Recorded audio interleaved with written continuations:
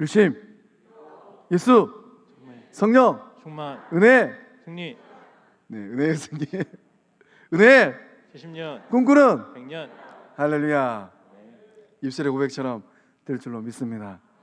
오늘은 특별히 요즘에 이 날 좋은 봄날인데 옆에 있는 분들 보고 인사할 때 예수님의 참으로 아름다운 꽃입니다 하고 인사하겠습니다.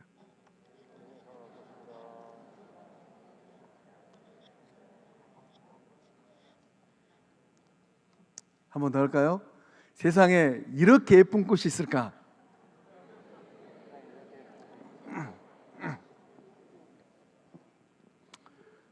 요즘에 뭐 지리산도 백운산도 산수유로 매화로 참이 아름다운 꽃들이 피어 있어서 이 봄나들이객들이 이제 뭐 지리산으로 저기 광양으로 수만 명씩 왔다 갔다 하는데 여기에 앉아 계신 우리 성광의 식구들이 이 시대 가운데 진정한 예수님의 꽃이 됨으로 말미암아 여수 전역에 있는 많은 사람들이 예수 꽃 보러 우리 교회 올 줄로 믿습니다. 소망은 누구에게 있는가? 소망은 세상에 있는 게 아니고 오늘 이 자리에 나와 있는 우리 성광의 권속들에게 있는 줄로 믿습니다. 오늘 말씀의 제목이 은혜로 받는 구원입니다. 이 사도행전 15장의 말씀을 다루는데요. 사도행전 15장은 예루살렘 이 공의회를 다룬 말씀입니다. 성경 전체에서 가장 중요한 말씀의 장 중에 한 장입니다. 기독교 최초의 공의회가 이 예루살렘 교회에서 있었는데요. 이 예루살렘 공의회를 통하여서 이방 선교와 또 세계 선교를 향한 가장 중요한 이 기준점들이 이제 세워지게 됩니다. 그래서 이 예루살렘 공의회에서 결정된 이런 사안들이 이 세계 교회사의 어떠한 일보다도 중요한 게 무엇인가? 이 사도행전 15장의 말씀에 기록된 이 결정이 조금이라도 잘못되었다면 2000년 전에 이 기독교는 굉장히 큰 어려움 가운데 직면했을 수도 있습니다. 그렇기 때문에 이 사도행전 15장의 말씀은 참으로 중요한 말씀입니다. 또한 이 시대를 감당하고 있는 많은 교회들이 크고 작은 어려움과 문제점을 안고 있어요. 그래서 이런 어려움과 문제점을 어떻게 해결하고 타개해 나가는가에 대한 가장 좋은 샘플링이 바로 사도행전 15장의 말씀에 기록되어 있습니다. 소망합니다. 주님 오시는 그날까지 진실로 우리 성광교회가 어떤 어려움의 문제점들을 직면한다 할지라도 15장에 등장한 거룩한 주의 사람들처럼 마음을 모으고 뜻을 모아서 그 어려움을 잘 헤쳐나가는 복된 교회 될 줄로 믿습니다. 자, 그래서 이 15장은 문제가 발생되었어요. 그 문제를 어떻게 처리해 나갈 것인가, 해결의 실마리를 어떻게 찾아갈 것인가에 대한 공동체의 모습을 잘 보여주고 있습니다. 교회 내에 존재하는 갈등들을 해결하기 위해서는 우리는 무엇을 해야 될까요? 오늘 말씀을 묵상하면서 곰곰이 한번 뒤돌아보시기 바랍니다. 예수 그리스도의 성소된 나의 삶에는 어떤 갈등의 문제는 없는가? 또 우리 교회, 우리 가정 안에서는 내가 주체하지 못할 그런 갈등의 문제는 없는가? 또 내 일터에는 늘 마주하는 사람들과 또 크고 작은 문제들 앞에서 갈등하고 있지는 않은가? 또 영적 공동체된 우리 성광교회 안에서는 우리가 눌러놓은 갈등의 불씨들은 있지는 않은가? 그 수면 아래 내려놓으면 언젠가는 올라오게 돼 있어요. 그래서 이 좋은 봄날 성령의 충만함에 은혜를 덧입음으로 말미암아 개인적인 삶에서도 관계 속에서도 가정에서도 또 일터에서도 주의 전에서도 갈등을 잘 해결해 나가는 복된 성광의 식구들 다 될 줄로 믿습니다. 우리 1절 말씀 함께 읽어볼까요? 시작.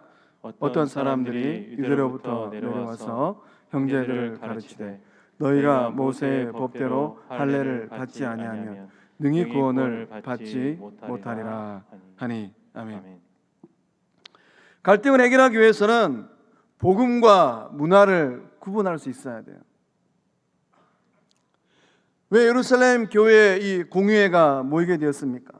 견해 차이가 생겼어요. 이방인의 구원에 대한 이 적지 않은 견해의 차이가 발생을 했습니다. 그래서 생각의 차이, 이 견해의 차이의 정도에 따라서 갈등의 양상도 달라지게 돼요. 생각의 차이가 조금 납니다. 그러면 갈등의 폭도 좁아요. 그런데 생각의 차이가 너무 큽니다. 그러면 갈등의 진통도 그만큼 클 수밖에 없어요. 오늘 이 자리에 나와 있는 우리 성광의 식구들은 그 영적 여정의 자리가 어떻습니까? 부부 사이에서, 부모와 자녀 사이에서, 또는 믿음의 형제들 사이에서 이런저런 일들로 인하여서 생각의 차이, 견해의 차이로 인하여서 갈등의 폭이 얼마나 큽니까? 큰 폭이라면 이 사순절날 성령의 마음으로 폭을 줄여가고 또 부활절 오기 전까지 그 틈새를 다 메우는 역사 미락이 될 줄로 믿습니다. 감사합니다. 그래서 이 견해의 차이가 생기는 이유가 무엇인가? 생각의 이 차이가 나는 것은 해석의 틀이 다르기 때문이에요. 똑같은 그림을 보고서도, 똑같은 조각성을 보고서도 해석은 제각각입니다. 똑같은 성경의 말씀을 보고서도 해석은 제각각이에요. 이렇게 해석의 틀이 다른 것은 문화의 틀이 다르기 때문이에요. 서로 다가온 삶의 자리가 너무 다른 거예요. 그래서 이 문화의 자리, 삶의 자리가 다르다 보니까 동일한 사안을 두고서도 서로 생각하는 관점, 바라보는 이 각도가 다르게 되는 것입니다. 또 문화의 틀만 다를 뿐만 아니라 가치관의 틀도 달라요. 인생길을 걸어가면서 저마다의 이 개통 철학이 있습니다. 아, 인생은 이렇게 살아야지. 이게 바른 인생이지. 또 교회를 바라보면서도 마찬가지예요. 교회는 이런 곳이지. 믿음을 가진 신자의 삶은 이런 삶이 되어야 되지. 이런 가치관의 차이가 저마다 다 다릅니다. 그래서 기준점이 제각각이에요. 그러다 보니까 어떠한 일들이 딱 발생을 하면 자기 목소리, 자기 생각, 자기 주장하기 바쁜 겁니다. 그래서 본문의 말씀의 자리는 예수님께서 이 땅에 오셔서 복음을 우리에게 들려주셨습니다. 그런데 이 복음이 어디에 담겨 있었는가? 유대교의 문화 속에 이 복음이 담겨 있었어요. 예수님은 우리 조던 사람으로 오지 않으셨습니다. 예수님은 저 아프리카에 살고 있는 이 아프리카 사람으로 오지 않으셨어요. 예수님은 저 중국 깊은 산속에 있는 그런 이 소수민족으로 오지 않으셨습니다. 역사적으로 보면 예수님은 유대인 가운데 한 분으로 오셨어요. 그러니까 이 예수님의 인생을 곰곰이 생각해 보면 복음은 유대의 문화 속에 담겨 있었습니다.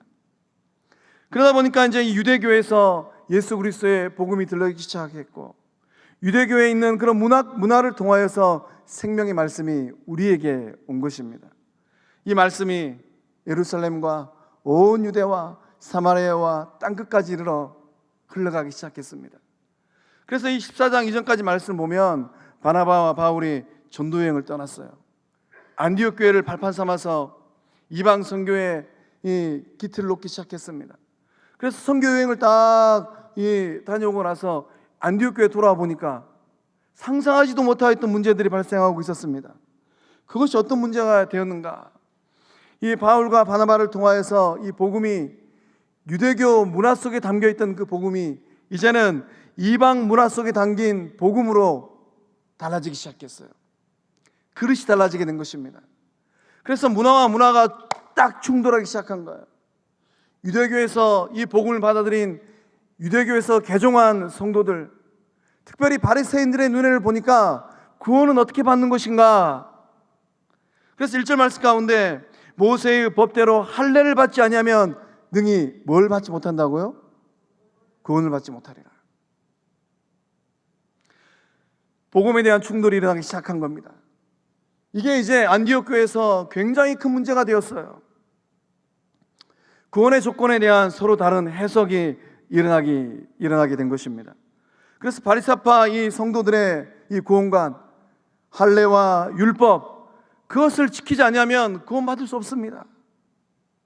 그것을 따라갈 것인가? 아니면 바나바와 바울의 이 복음의 기치처럼 오직 믿음으로, 오직 은혜로 받는 이 구원관을 따라갈 것인가? 아주 팽팽한 줄다리기가 일어나게 되었습니다. 어느 곳을 택해야 될까요? 무엇을 따라가야 될까요? 이 바리새파 유대인들의 주장을 받아들이게 되면 어떻게 되겠습니까? 모세 율법과 할례를 행하여야지만이 구원의 이 전제 조건이 됩니다. 할례 받지 않으면 구원을 받을 수 없습니다. 이것을 받아들이게 되면 기독교는 어쩌면 유대교로 돌아가 버렸을 것입니다. 또한 그걸로 끝나지 않습니다. 바울과 바나바가 목숨을 걸고 주의 복음을 전하였던 1차 선교여행은 다 물거품이 되는 거예요. 이방인들에게 찾아가서 구원은 어떻게 받는 것인가? 오직 은혜로 받는 것이 구원입니다. 그렇게 바울과 바나바가 목숨 걸고 주의 복음을 전하였습니다. 그런데 안디옥교로 딱 돌아보니까 할례를 받아야지만이 구원을 받게 됩니다. 이 엄청난 충돌에 부딪히게 된 것입니다. 그래서 우리는 이 믿음의 길을 걸어갈 때 우리가 인정해야 될 게 하나 있어요. 무엇인가 하면은 문화의 상대성입니다. 그러니까 이 바리새인들 가운데 개종한 유대인들은 이방인들을 용납할 수가 없었던 거예요. 이방의 저급한 문화를 갖고 있던 사람들과 어떻게 예수 그리스도의 한 몸을 이룰 수 있단 말인가? 거룩한 하나님의 나라를 어떻게 공유할 수 있단 말인가? 그러니까 이제 유대교에 젖어 있던 이 유대교에서 개종한 유대인들은 이방인들의 그 문화만 생각하면 치가 떨리는 겁니다. 문화는 꽃입니다. 꽃은 취향이고 선택이에요. 그래서 어떤 문화가 더 좋은가에 대한 절대적인 잣대는 없는 것입니다. 미국의 그 어떤 신학교에서 그 설교 실습 시간에 있었던 일이라고 해요. 우리나라에서 유학 간 이제 목사님께서 이 설교를 하시는데 이 말씀을 전하시면서 어떤 이화를 들었냐면은 우리가 흔히 전도할 때 잘 쓰는 글 없는 책을 가지고 설교를 하셨다고 합니다. 글 없는 책 다 아시죠? 흰색, 그 다음에 빨간색, 흰색, 그 다음 뭐죠? 검정색, 그 다음에 빨간색, 그 다음에 황금색입니다. 우리가 흔히 길거리에다가 전도할 때 하나님은 이렇게 하얀색처럼 인간 존재를 이렇게 이 죄도 없는 존재로 지었습니다. 그런데 이제 검은색을 딱 보여주면서 타락하고 나서 인간이 죄를 짓고 나서 하나님과 멀어지게 되었습니다. 우리는 구원에서 멀어진 죄인이 되었습니다. 그 다음에 어떻게 얘기합니까? 빨간색, 예수님 이 땅에 오셔서 십자가에 달려 죽으심으로 예수 그리스도의 보혈로 말미암아 우리는 다 구원받은 주의 백성이 되었습니다. 예수를 믿고 나면 어떤 삶이 되는가? 뭔 색 보여줘요? 황금색. 아주 노란 황금색 보여주며 예수님 믿고 나면은 구원받은 주의 백성들의 삶이 이렇게 반짝반짝 빛나는 황금과 같은 삶이 됩니다. 이렇게 이 설교 시간에 이 말씀을 잘 전하고 내려오려고 하는데 그 클래스에 누가 있었는가? 흑인이 있었어요. 흑인 학생이 손을 번쩍 들고 질문이 있습니다. 왜 검정색이 죄입니까? 이렇게 물었습니다. 뭐라고 대답을 해야 됩니까? 흰색은 왜 죄가 아닙니까? 이렇게 반문을 했어요. 뭐라고 대답을 해야 됩니까? 할 말이 없는 거예요. 그래서 우리 한국의 수요학과 목사님이 그 흑인에게 정중하게 사죄를 하고 사과를 하고 단상에서 내려왔다고 합니다. 우리는 지금도 다양한 문화 가운데 살고 있어요. 한국교회는 어떠한 문화를 가지고 있을까요?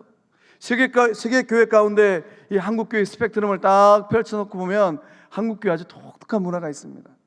두 가지 문화가 있어요. 첫 번째는 어떤 문화인가? 이 주님을 굉장히 금시하는 문화가 있어요. 어떤 주님인가 잘 아시죠? 그래서 우리는 이 조선 땅에서 예수쟁이가 된다, 그리스도인이 된다, 이 말의 의미는 무엇인가? 술도 끊고 담배도 끊는 이런 결단이 있는 삶이다라는 것을 돌려 얘기하는 겁니다. 근데 여전히 우리 주변에 있는 많은 그리스도인들은 회식 자리 또 이 모임의 자리 가서 이 주님을 들었다 놨다 해요. 어떻게 할 것인가? 스펙트럼을 조금 넓혀보면 이런 문제는 잉글랜드 크리스찬 또 아메리칸 크리스찬, 저먼 크리스찬들은 절대로 고민하지 않아요. 그런데 왜 한국 교회는 이런 독특한 문화가 들어왔을까요? 선교사님들이 200년 전에 100년 전에 이 조선 땅에 와보니까 이 조선 피플들은 음주 가물을 너무 좋아하는 거예요. 그러다 보니까 이 선교사님께서 한국 사회에서 이 그리스도인들을 바로 세우기 위해서는 술에 대한 금주령을 내려야 되겠구나. 그래서 이제 이 금주령도 내리고 또 구름 과자도 먹으면 안 됩니다. 이 구름 과자는 제가 또 인도네시아 가서 보니까 인도네시아에도 이 기독교가 한 5% 안에 들어가는데 현지 목사님들이 가장 좋아하는 선물이 하나 있어요. 인도네시아는 전반적으로 이슬람 국가이기 때문에 술에 대한 금주령이 있습니다. 그런데 이제 이 현지 교회 섬기시는 목사님들이 가장 좋아하는 선물이 있는데 그게 무엇인가? 이 타바코라 그러죠. 영화 보면 이렇게 큰 이 서양 담배, 그거를 굉장히 좋아하세요. 똑같은 주의 복음을 전하는 목회자인데 저에게는 금기시된 게 인도네시아 목사님들에게는 너무 자유로운 거예요. 이게 무엇입니까? 다 문화라는 거예요. 또 한국 교회는 이 장례에 대한 독특한 문화가 있습니다. 오늘 우리 이제 이 정찬수 집사님께서 하나님의 부름을 받았는데, 보통 일반적으로 장례가 일어나면 일요 예배, 입관 예배, 발인 예배, 화장 예배, 안치 예배, 그리고 또 이제 시간이 딱 1년쯤 또 지나고 나면 추모 예배도, 추도 예배도 같이 모여서 드립니다. 세계 교회에서 보면은 이런 장례의 이 모습은 굉장히 한국 교회 독특함이에요. 미국 교회에서 이렇게 이 그리스도인들이 세상을 떠나면 딱 한 번 예배 드린다고 해요. 또 이제 이 한국 교회 안에서도 어떤 목사님들은 장례 예배에 대해서는 아주 금기시하는 분들이 계세요. 이미 하나님 나라 갔는데 왜 장례 예배를 드리나? 시신을 두고 예배하는 것은 하나님께서 기뻐하지 않는 일이다. 그래서 이런 문화로 인한 충돌이 얼마나 심한지 모릅니다. 그래서 제가 서울에 있을 때 한 번은 이 장례 예배를 갔는데, 어머니는 제가 성기통 교회를 다녔고 그 아들은 이 장례 예배에 대해서 굉장히 금기시하는 교회를 다녔어요. 갔더니만 장례 예배 드리는 게 너무 불편한 거예요. 아들의 입이 막 이만큼 나와가지고, 이게 우리가 이 경험하고 있는 이 믿음 안에서 일어나는 문화적인 갈등의 모습입니다. 또한 개 교회들마다 이 문화의 이 차이점이 다 있어요. 특별히 이제 강대상, 또 이제 강대상에 신발을 신고 가느냐 벗고 가느냐, 이거는 교회들마다 참 이 어려운 문제들입니다. 또 예배 시간에 대한 이제 차이점도 있어요. 또 어떤 교회들은 참 이 문화에 대해서 열려 있는 교회들이 있습니다. 저 분당에 가면은 만납교회라고 있는데 그 교회를 가면은 참 독특한 게 하나 있어요. 무엇이냐면은 교회 안에 흡연실이 있어요. 그 교회는 왜 흡연실을 만들었는가? 이렇게 주일날 아내들 데려오고 또 자녀들 데려온 이 예수 믿지 않는, 교회 다니지 않는 이 남편들이 또 우두커니 기다리면서 담벼락 옆에서 이 구름 과자 먹고 있으니까 목사님이 그 모습이 안쓰러워가지고 교회 안에 흡연실을 만들어줬어요. 그 교회는 흡연실에 와가지고 담배 피다가 예수 믿는 또 구원의 역사도 일어난다고 합니다. 앞에 있는 최 목사님이 구원의 역사를 이루기 위해서 우리 교회 한 켠에다가 흡연실 만들겠습니다 라고 말씀드린다면 우리 성도님들은 어떻게 반응하시겠습니까? 목사님, 거룩한 성전 안에 흡연실이 웬 말입니까? 제 눈에 흙이 들어가기 전까지는 절대로 안 됩니다. 어떻게 이렇게 생각하시는 분도 있을 것 같아요. 그런다고 제가 흡연실을 만드냐? 그건 절대로 아닙니다. 교회들마다 이런 이 문화적인 차이가 있다는 거예요. 제가 이 말씀을 준비하면서 우리 교회는 이 문화에 대한 개방성이 어떤 교회일까 곰곰이 생각해 보았습니다. 우리 교회는 문화에 대한 개방성이 굉장히 큰 교회인 줄로 믿습니다. 제가 부임하고 나서 천장 공사하고 또 이 재정이 조금 남아서 이 예배당 안에 또 보수할 때 이 장로님들과 또 상의해서 강대상을 좀 수리를 하면 좋겠습니다. 예, 참 하나님께 은혜 주셔서 이렇게 밝고 아름다운 강대상을 주셨어요.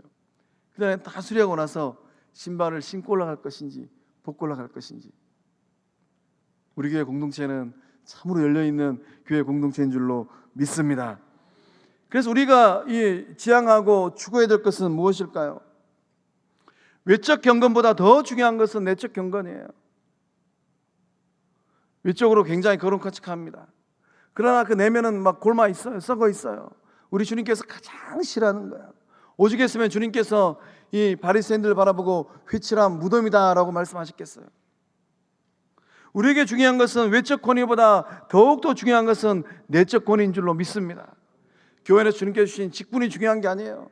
하나님께서 우리의 삶을 바라보시고 얼마나 신자답게 성도답게 구원받은 주의 백성답게 살고 있는가 하는 게 더 중요한 것입니다. 그래서 우리는 주의 전에 나와서 엎드려 경배하고 예배할 때 하나님께서 우리의 삶을 통하여 주시는 권위, 하나님께서 말씀을 통하여 주시는 권위, 하나님께서 우리의 영성을 통하여 주시는 권위, 하나님께서 사랑과 섬김을 통하여 주시는 그 권위를 가질 때 우리 성광교회가 대한민국에서 가장 빛나고 아름다운 교회 될 줄로 믿습니다. 그래서 우리는 보수적인 신앙의 자세를 가져야 돼요. 어떤 부분에서는 이 보수적인 신앙의 자세를 가져야 되는가? 이 교리와 신앙은 보수적인 자세를 가져야 됩니다. 그러나 개방적인 자세는 무엇을 향하여 가져야 되는가? 문화를 향하여서는 개방적인 자세를 가져야 돼요. 문화의 문턱이 높으면 세상에 있는 많은 사람들을 담을 수가 없어요. 제가 대학 다닐 때 가장 껄끄러웠던 문화가 무엇이었는가? 머리에 물들이는 거였어요. 머리에 노랗게 빨갛게 파랗게 물들이는 청년이 있으면 장로님이 부르셨어요. 이 좀 와보라고. 그래서 어디서 이렇게 머리를 노랗게 꼬시르고 왔냐고, 회개하고 오라고, 다시 까만 물로 들이고 오라고. 제가 그랬다는 게 아니에요. 그러나 열려있는 교회들은 머리가 노랗건 빨갛건 파랗건 상관없이 다 품어주는 교회인 줄로 믿습니다. 우리 주님께서는 어떤 교회를 통하여서 생명 역사를 이루시겠습니까? 건강한 교회 공동체는 어떤 교회겠습니까? 닫혀있는 교회가 아니라 열려있는 교회 공동체인 줄로 믿습니다. 문을 활짝 열고 어떤 누구를 할지라도 예수님의 사랑으로 받아들일 때 구원의 역사가 일어나게 될 줄로 믿습니다. 또 이제 갈등을 해결하기 위해서는 우리 2절 말씀 또 함께 읽어보겠습니다. 시작. 그런 일이 일어난지라 형제들이 이 문제에 대하여 바울과 바나바 및 그 중에 몇 사람을 예루살렘에 있는 사도와 장로들에게 보내기로 작정하니라. 아멘. 교회 안에 존재하는 이 크고 작은 갈등을 해결하기 위해서는 뭘 해야 되는가? 이 대화와 토론을 통해서 이 견해 차이를 극복해야 됩니다. 안디옥 교회의 이 문제점은 무엇인가? 이 구원에 대한 기준점을 가지고 파가 생겨버렸어요. 그래서 할례를 받아야지 구원받는다라는 할례파, 또 이제 이 바울과 바나바의 이 견해를 따라서 구원은 오직 은혜로 받는다, 은혜파, 딱 이렇게 나눠졌을 것 같아요. 그래서 이제 이 두 파가 나눠져 가지고 경론을 하게 되었습니다. 아무리 경론을 해도 문제가 해결되지 않는 거예요. 그래서 어떻게 하면 이 문제를 풀 수 있을까 해서 그 해결 방안이 무엇인가? 해결되지 않냐니까 이 문제를 예루살렘 교회로 가지고 가자. 어머니 교회, 초대교회, 모교회로 가지고 가자. 그래서 이제 이 안디옥에서 예루살렘으로 이 문제의 당사자들이 올라간 것입니다. 우리가 문제를 해결하기 위해서는 대화의 장을 활짝 열어야 돼요. 속에 있는 생각을 끄집어내 가지고 서로 생각을 주고받은 이 대화 또는 토론을 해야 된다는 것입니다. 이 본문 말씀 보니까 2절 말씀에 적지 아니한 다툼과 변론이 일어난지라. 다툼과 변론이에요. 다툼은 무엇인가 찾아보니까 이거는 말다툼이에요. 그러니까 이제 이 유대교에서 개종한 특별히 바리새파 이 성도들이 끝없는 생각을 펼치고 있는 것입니다. 할례 받아야지, 모세의 율법을 따라가야지 구원받는 것입니다. 또 바울과 바나바도 물러나지 않아요.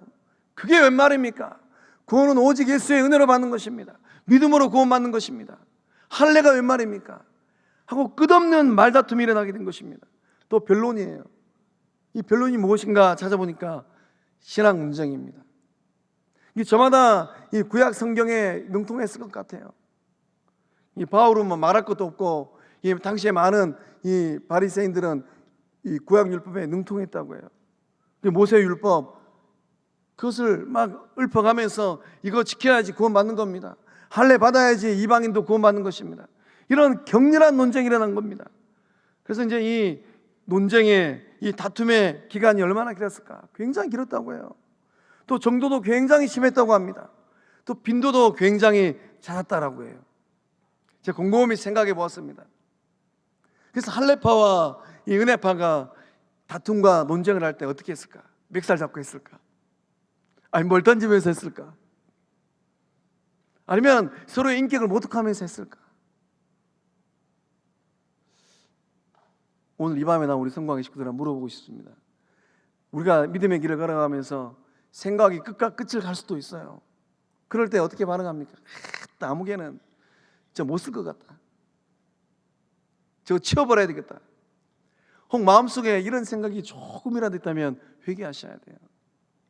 그러나 생각이 끝과 끝처럼 다르다 할지라도, 아무개 생각이 플러스 10이고 내 생각이 마이너스 10에 있다 할지라도, 끝과 끝에 이 대립되는 생각이 있다 할지라도 그 생각을 존중하고 인정하는 교회가 우리 성곽교회인 줄로 믿습니다.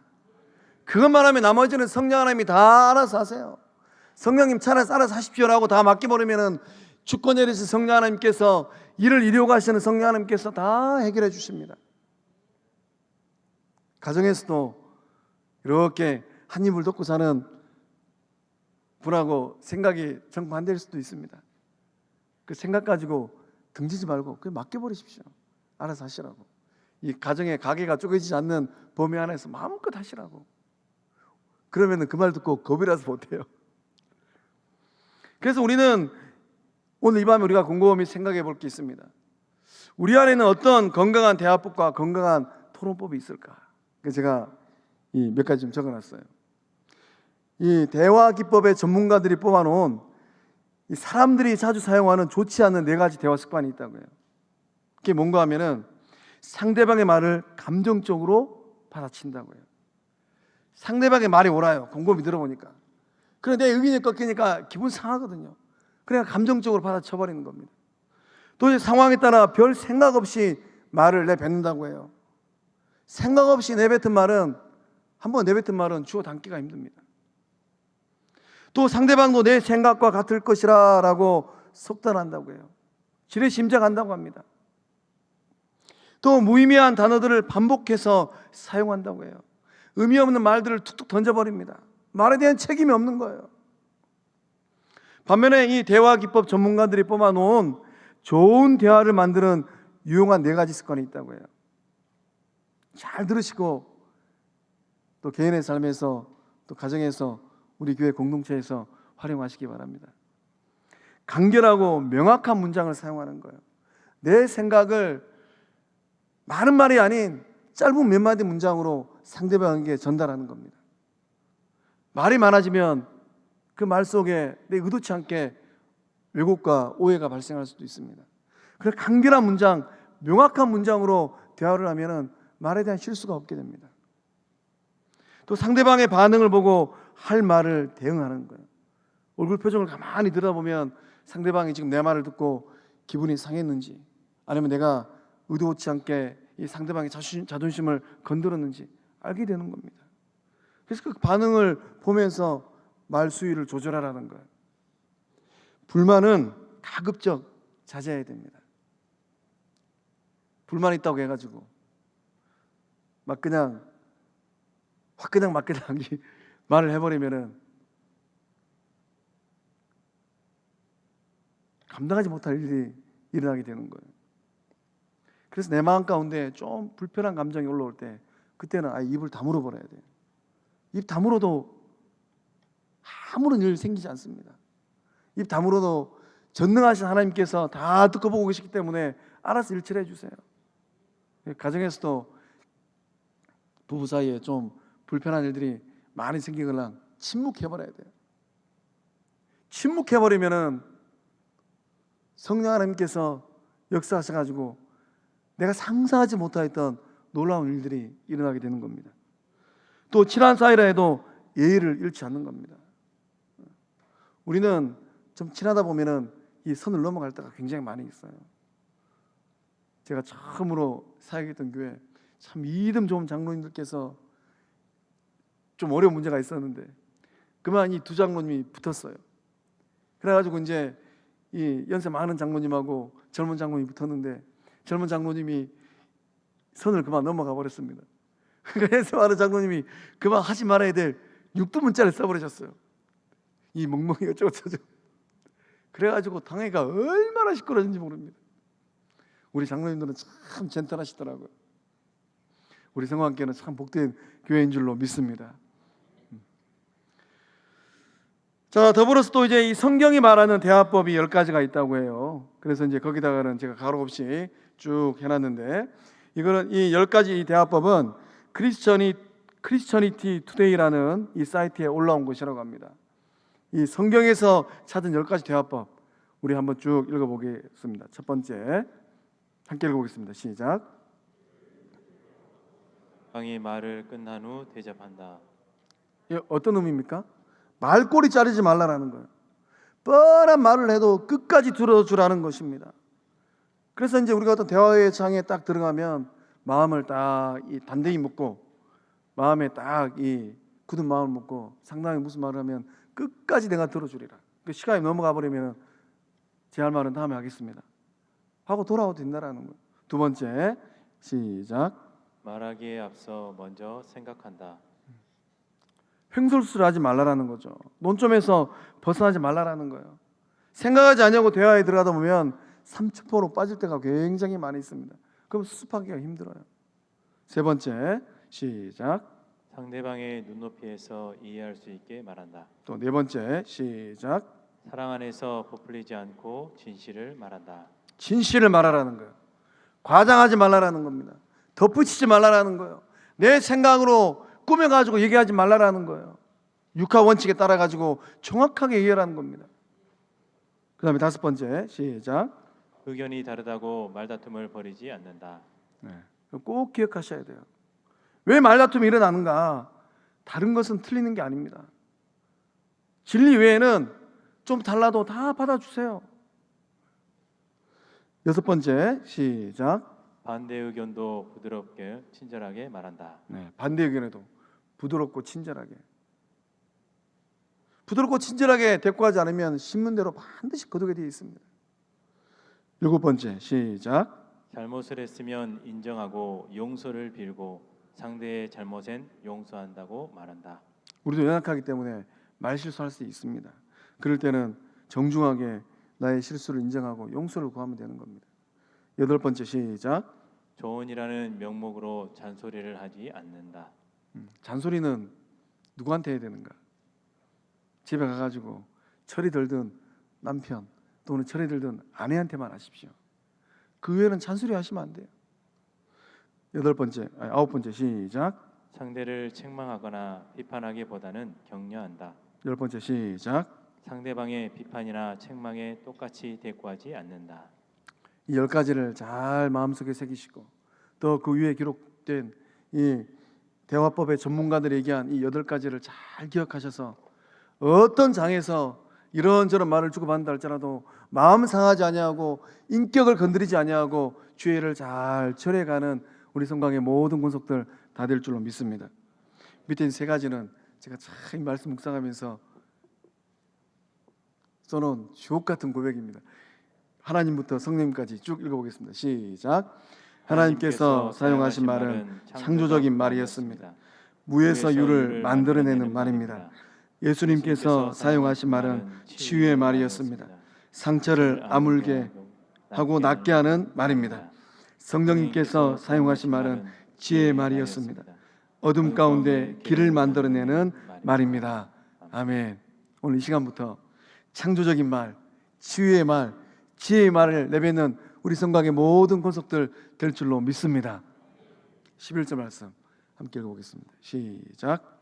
그러나 우리는 그들이 우리와 동일하게 주 예수의 은혜로 구원받은 줄을 믿노라 하니라. 아멘. 이 교회 속에 있는 이 갈등을 해결하기 위해서는 복음의 핵심을 확정하는 겁니다. 그래서 이제 11절의 말씀을 보면 7절 이후의 말씀을 쭉 보면 사도와 장로들이 이 일을 의논하러 모여 많은 변론이 있은 후에 많은 변론이 있었어요.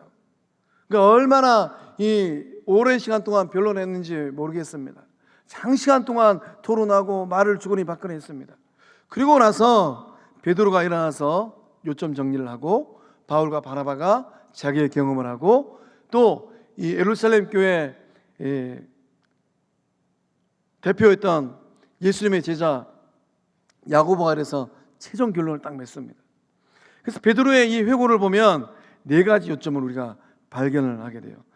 7절 말씀을 보면 하나님께서 베드로를 선택해가지고 이방인들에게 복음을 전하겠다라는 거예요. 그러니까 베드로는 이 자신의 그 회고담을 들려주면서 하나님의 절대 주권적인 하나님의 이 자유에 대해서 말씀하고 있습니다. 하나님이 선택했다라는 거예요. 그리고 나서 하나님이 이방인들에게 가서 복음을 전하게 했다라는 겁니다. 그러니까 우리도 주의 전에서 어떠한 일을 처해 나갈 때 세움받은 사람들이 있습니다. 그럼 누가 세웠는가? 인정하셔야 돼요. 아, 공동체에 세웠구나, 당회에 세웠구나. 또 직분을 받았습니다. 아무개는 깜도 안 되는데 저는 직분을 받았다고. 그건 하나님의 인정을 넘어서는 거예요. 누가 세웠습니까? 하나님이 세우신 거예요. 그렇게 인정하고 존중하는 넉넉한 마음이 있는 줄로 믿습니다. 그래서 베드로를 향하여서 우리 주님께서 마태복음 16장 이 19절의 말씀을 통하여서 내가 천국 열쇠를 내게 주리니 내가 땅에서 무엇이든지 매면 하늘에서도 매일 것이요 내가 땅에서 무엇이든지 풀면 하늘에서도 풀리리라. 우리 주님께서 베드로에게 천국 열쇠를 주셨어요. 그러니까 베드로는 이 천국 쇠대 가지고 마음껏 열었어요. 오늘 우리 이 밤에 나온 성광의 식구들에게도 동일한 천국 열쇠, 천국 쇠대가 주어진 줄로 믿습니다. 그러니까 베드로는 이 열쇠를 가지고 어떻게 활용했습니까? 사도행 2장의 말씀 보면 유대인들에게 주의 복음의 말씀을 전하였어요. 또 사도행전 8장의 말씀 보면 사마리아인들에게도 주의 말씀의 복음을 전하였습니다. 또 사도행전 10장을 보면 고넬료 집에 찾아가지고 이방인들에게 주의 말씀, 천국 복음을 전하였어요. 우리 성광의 모든 권속들도 이 열쇠를 잘 활용하는 주의 백성들인 줄로 믿습니다. 8절 말씀을 통하여서 베드로는 무엇을 고백합니까? 하나님께서 이방인들이 거듭났다는 것을 증거하기 위해서 그들에게 뭘 주셨다고요? 성령을 주셨다는 거예요. 그러니까 우리가 인생길 걸어가고 믿음의 길을 걸어갈 때 내 안에 성령이 내주하고 있다는 이 확신이 있으면은 아, 나는 구원받은 주의 자녀이구나. 하나님은, 성부 하나님은 정확하게 알고 있는 게 하나 있습니다. 누가 성령 받을 깨끗한 마음인지 정확하게 알고 계세요. 그래서 8절의 말씀을 보면 마음을 아시는 하나님은 그 마음 속에 뭐가 들어있는지 훤히 알고 있습니다. 교회를 10년, 20년, 30년을 다녀도 종교활동으로 다니는 건지 아니면 진정한 믿음을 가지고 다니는 건지 하나님은 그 마음을 아세요. 어제 복음을 받고 오늘 주의 전에 온 사람이랄지라도 그 마음이 고넬료처럼 오직 복음을 향하여서 열려있는 마음이 있다면 하나님께서 성령을 보내주신 줄로 믿습니다. 그래서 이 성령을 받는 것은 율법을 지키는 종교활동으로 받는 게 아니에요. 성령을 받는 것은 오직 구주 예수를 향한 믿음으로 받는 것인 줄로 믿습니다. 오늘 이 자리에 나온 우리 성가의 모든 식구들은 성령 받은 구원받은 주의 백성들인 줄로 믿습니다. 세 번째 10절 말씀을 통하여서 하나님께서 율법의 멍에를 벗겨주셨다는 거예요. 10절 말씀 보면 어찌하여 하나님을 시험하여 우리 조상과 우리도 능히 매이지 못하던 멍에를 제자들의 목에 두려느냐. 이게 지금 누구의 말이냐면 베드로의 말이에요. 베드로도 유대인으로서 자기의 삶을 가만히 돌아보니까 율법의 멍에를 감당하지 못하는 인생이었다라는 거예요. 오늘 우리 가운데 이 레위기의 율법을 지켜야지만이 구원받습니다라고 제가 여기서 설교한다면 이 자리에 누가 앉아 있겠습니까? 우리 조선 백성들은 참 좋아하는 고기가 있어요. 무슨 고기입니까?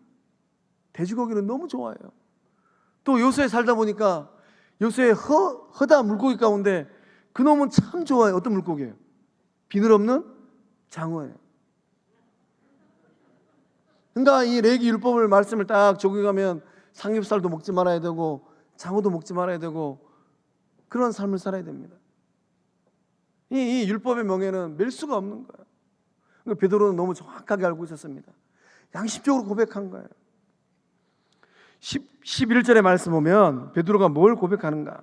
하나님께서 유대인과 이방인의 차이를 없애버렸다라는 거예요. 누가 없애는가?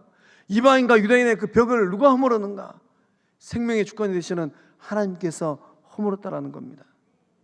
하나님은 어떤 분이십니까? 이 고넬료를 만났던 사도행전 10장의 말씀 보면 하나님은 사람의 외모를 보지 아니하시고 각 나라 중에 하나님을 경외하며 의를 행하는 사람은 다 받으시는 줄 베드로가 깨달았다는 거예요. 예수님의 수자 베드로도 그것을 깨달은 겁니다. 오늘 이 밤에 나온 우리 성광의 모든 식구들도 그 깨달음이 있는 줄로 믿습니다. 요수 사람이든 전라도 사람이든 섬진강 건너서 경상도 사람이든 또 한국 사람이든 필리핀 사람이든 캄보디아 사람이든 닥치는 대로 구원해내는 우리 성광의 식구들 다 될 줄로 믿습니다. 두 번째, 가로 2번 보면 야고보의 설득력 있는 논리가 펼쳐지게 됩니다. 참 이 야고보의 이 말씀을 쭉 읽어보면 감탄하지 않을 수가 없어요. 그래서 이 13절 이후로 쭉 보면 야고보가 대답하여 이르되 형제들아 내 말을 들으라. 예수님의 동생 야고보예요. 이 예수님의 동생 야고보는 예루살렘 교회의 대표자가 되었습니다. 가장 영향력 있는 교회 지도자가 되었어요. 그래서 이제 이 야고보는 어떤 이 논리를 가지고 이 설득을 하는가? 14절의 말씀 보면 시므온이 말하였으니, 그러니까 이제 야고보는 이 시므온, 이 베드로를 얘기합니다. 베드로가 했던 말을 다시 한 번 더 인정해줘요. 베드로의 말을 재인용합니다. 거기다가 뭘 보태는가 하면은 아모스 선지자의 말씀을 인용을 합니다. 우리 16절과 17절, 18절까지 다시 한번 읽어보겠습니다. 시작. 이후에 내가 돌아와서 다윗의 무너진 장막을 다시 지으며 또 그 허물어진 것을 다시 지어 일으키리니 이는 그 남은 사람들과 내 이름으로 일컬음을 받은 모든 이방인들로 주를 찾게 하려 함이라 하셨으니 즉 예로부터 이것을 알게 하시는 주의 말씀이라. 아멘. 이 아모스 선지자의 말씀을 통하여서 야고보 사도가 집중적으로 하고 있는 두 가지 메시지가 있습니다. 이방인들을 구원하기 위한 하나님의 구원 경륜에 대해서 말씀하고 있어요. 다윗의 후손 그리스도가 오셔가지고 하시는 일이 있는데 어떤 일을 하는가? 다윗의 무너진 장막을 회복시켜 준다라는 거예요. 이것은 이스라엘 공동체의 영적인 회복입니다. 그것으로 끝나지 않아요. 그 남은 자들과 이방인들을 되찾아오신다는 거예요. 그 중요한 것은 그 남은 자들이 누구인가? 그 남은 자들은 에돔의 후손들입니다. 에돔의 후손들은, 에돔 족속은 이스라엘과 철천지 원수였어요. 그래서 에돔 족속들을 향한 예언자들의 아주 혹독한 책망의 말씀들, 하나님의 심판의 말씀들, 에돔은 파멸할 운명이다, 이런 거침없는 말씀들이 예언서에 기록되어 있습니다. 그러니까 에돔 자손들까지도 구원자 그리스도께서 오셔가지고 구원하신다라는 거예요. 이 말의 의미는 무엇입니까? 에돔 자손까지 구원받는다는 말의 의미가 무엇이에요? 회복된 다윗의 장막에는 누가 있는가? 철천지 원수 같던 에돔 족속들도 무너진 다윗의 장막이 회복되어지면 그 장막에 와서 깃든다라는 거예요. 이것이 바로 하나님께서 행하시는 구원의 역사인 줄로 믿습니다. 오늘 우리가 우리의 인생길을 바라보고 아무개는 철천지 원수다, 내 돈 떼어 먹어버리고 내 등치고 나 욕한 그 인간은 내 인생의 철천지 원수다, 그 영혼까지도 하나님은 구원하기를 원한 줄로 믿습니다. 결론입니다. 야고보 사도가 19절과 20절의 말씀을 통하여서 최종 결론을 맺습니다. 우리 함께 읽어보겠습니다. 시작. 그러므로 내 의견에는 이방인 중에서 하나님께로 돌아오는 자들을 괴롭게 하지 말고 다만 우상의 더러운 것과 음행과 목매 죽인 것과 피를 멀리하라고 편지하는 것이 옳으니. 아멘. 하나님은 왜 야고보서를 통하여서 딱 매듭짓게 하셨을까요? 잘 들으십시오. 야고보 사도는 어떤 지혜를 가진 사람인가? 쌍방의 의견을 절충할 줄 아는 지혜가 있었습니다.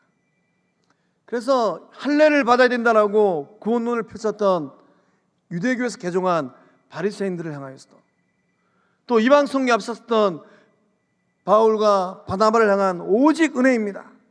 은혜파들을 향하여서도 절충할 수 있는 지혜를 가지고 있었어요. 양측의 의지를 정확하게 살려주면서 구원론을 흔들지 않았습니다. 우상의 더러운 것, 음행, 목매어 죽인 것, 피를 멀리하라. 이거는 공고사항이에요. 그러니까 이제 회개하고 돌아온 이방인들이 유대인들을 딱 대면할 때 회심한 유대인들은 우상의 더러운 것, 음행, 목매어 죽인 것, 피, 이런 것들은 치가 떨리는 거예요. 그래서 회개하고 돌아온 이방인들이 유대인들을 배려하면서 멀리하니까 유대인들도 마음을 안 다치는 겁니다. 또 구원받은 유대인들도 이제 이방인에서 돌아온 사람들에게 할례나 율법을 강요하지 말라라는 거예요. 그래서 하나님은 절충할 수 있는 지혜를 가진 야고보를 통하여서 이 논쟁을 매듭짓게 하신 줄로 믿습니다. 오늘 우리 가운데 그러한 주의 백성들이 많은 줄로 믿습니다. 갈등의 자리에 들어가서 성령이 주신 지혜를 가지고, 절충의 지혜를 가지고 아름답게 매듭지어가는 우리 성광교회 모든 식구들 다 될 줄로 믿습니다. 결론 두 문장 함께 읽어보고 결단성하겠습니다. 시작. 교회는 구원의 문을 활짝 열고 영혼들을 맞이하는 하나님의 집입니다. 구원은 오직 예수 그리스도를 향한 믿음으로 임하는 전적 하나님의 은혜의 선물입니다. 아멘. 결단성 교회에 일어나라.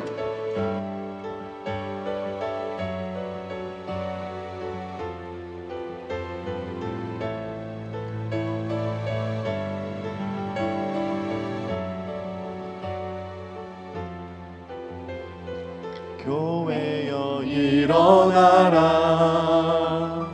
주께서 부르시니 두려움과 실패 내려놓고 교회여 일어나라.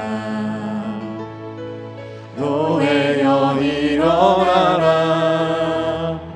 주께서 보내시니 우릴 부르신 삶의 자리에서 우리 다시 한번 교회여 일어나라.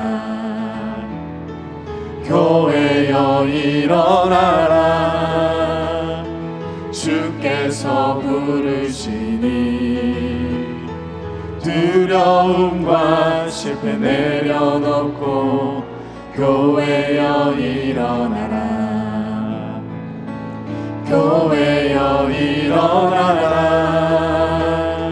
주께서 보내시니 우릴 부르신 삶의 자리에서 교회여 일어나라. 우린 세상에 하나님의 편지 주의 교회 통해 세상이 주를 보리라. 일어나라. 아버지 사랑으로, 아버지 능력으로 서로 하나 되어 그 빛을 비추라.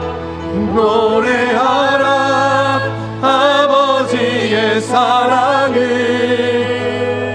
아버지의 크심을 이 삶의 노래로 주님을 나타내라. 일어나라. 아버지 사랑으로 손 들고 우리 일어나라. 아버지 사랑으로, 아버지 능력으로 서로 하나 되어 그 빛을 비추라. 노래하라. 아버지의 사랑을, 아버지의 크심을 이 삶의 노래로 주님을 나타내. 노래하라. 노래하라. 아버지의 사랑을, 아버지의 크심을 이 삶의 노래로 주님을 나타내. 일어나라. 일어나라. 아버지 사랑으로, 아버지 능력으로 서로 하나 되어 그 빛을 비추라.